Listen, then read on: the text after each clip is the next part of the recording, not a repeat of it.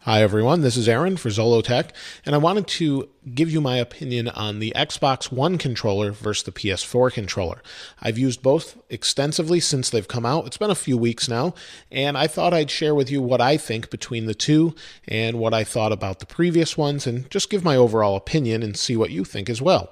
So here's the PS4 controller, obviously, and the Xbox One. Let's go over the controller itself, and then we'll talk more about which one I like and why.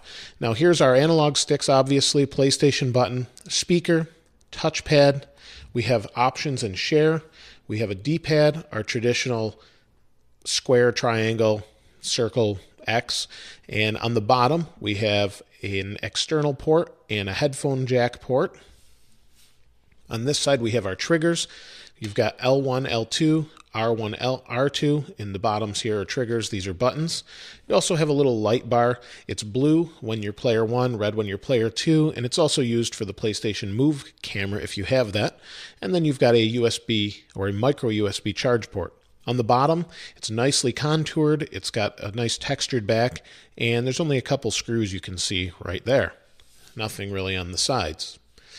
The Xbox One controller has been updated also, and you can see it has a matte finish now. It's a different texture.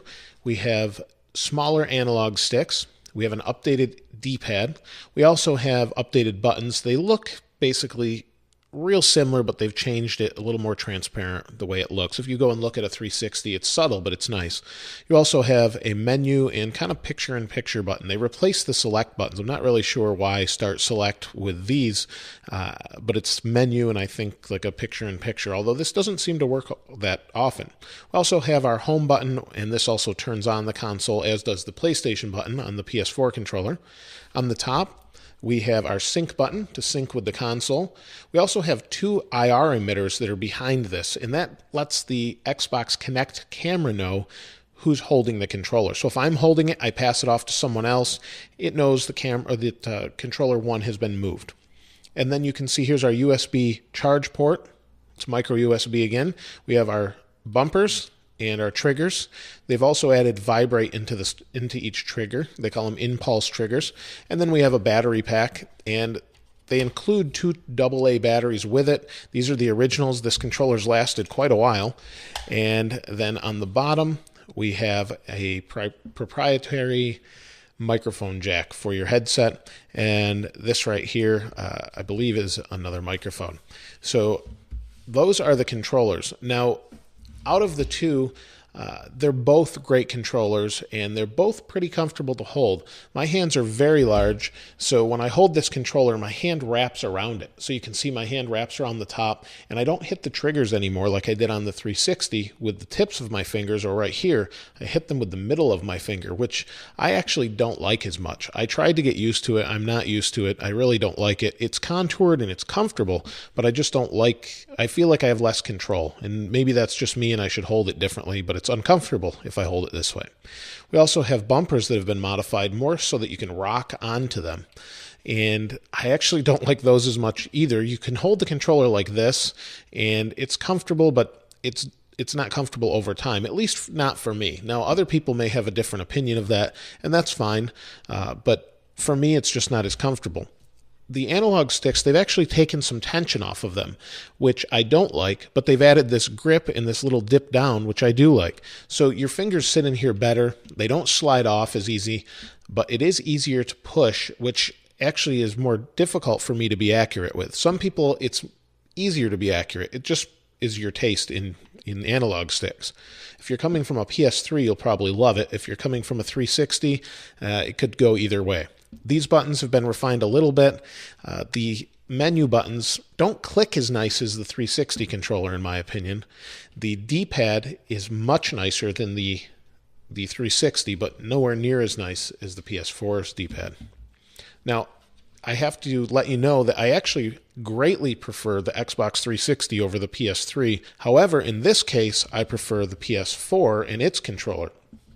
It's way more comfortable for me to hold. Given that I have big hands, you can see that I'm holding it like this, and my fingers rest between the joint in my pointer finger here. You can see it rests like that, and I can just slide them back and use it like this. I can use the buttons easily. It just feels more comfortable to me, and that's my personal experience with it. The analog sticks have been given way more tension than the PS3. In fact, they have the same as the 360, maybe even a little bit more. They're rubber coated, and your fingers don't really slip out of these as well either. Maybe a little easier than the Xbox One, but not very easy at all. The D-pad is fantastic on the PS4 controller, as are the buttons. The buttons up here, the option and share button, are kind of goofy in their placement. Now, I don't know if they did this on purpose so that you couldn't bump into them, but it's hard to push. They have a solid click to them where you really have to make sure that's what you're pushing, or you'll know that that's what you're pushing. You can't just easily accidentally hit them. The touchpad seems kind of useless at this point. You can navigate Assassin's Creed maps with it. I actually don't use it. I go back to the analog sticks. But overall, it hopefully will be nice in the future when it's probably used in some more games. The other thing that makes this controller a little bit different is it has a speaker here, and on the bottom, this is my absolute favorite thing I've ever seen in a console, actually controller, is the headphone jack. This headphone jack allows me to use any headset with a microphone for my game chat. So I've been using just traditional iPhone earphones or the ear pods with it, and everyone can hear me well. I can hear the game, and it sounds great. So I use that, and I really like that. It's just streamed wirelessly to the controller into your ears. Now, that does reduce some of the battery life. I probably get between 5 and 7 hours battery life before I plug it in, which to me isn't a big deal. I can just plug it in while I'm playing and then unplug it, or plug it in while you're not playing, and it will charge either way. The triggers on the back here are really nice. They're much, much better than the PS3 triggers. They're more like the Xbox 360, but not as nice, quite honestly, as the 360 or the Xbox One triggers. These are a little nicer as far as the impulse triggers that shake when you're playing something like Forza. You'll feel acceleration on this trigger, braking on this trigger. It's really nice, and the triggers are fine. They work well. They're just not as nice as the other. Everything else, though, in my opinion, is better as far as the controllers go. The weight is about the same. Maybe the Xbox One's slightly heavier, but you can see everything else feels about the same as far as quality and build, although this D-pad does feel a little bit cheap, I guess. But other than that, everything feels good build quality-wise.